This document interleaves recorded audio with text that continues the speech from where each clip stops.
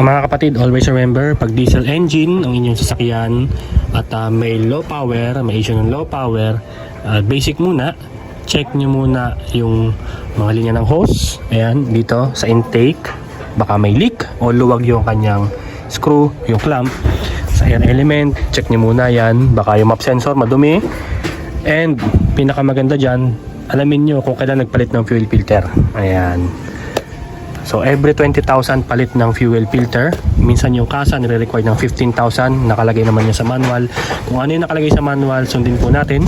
15,000 or 20,000 kilometer ay palit ng fuel filter. So magpapalit tayo ng fuel filter nitong Montero. So marami pong pwedeng panggalingan ng low power, pero tandaan niyo, always check the basic first. Okay? So kagaya nito, natanggal na natin yung filter. Ito yung papalit natin. Ito yung luma. Ayan. So, hindi pa siya ganun kadumi. Not really.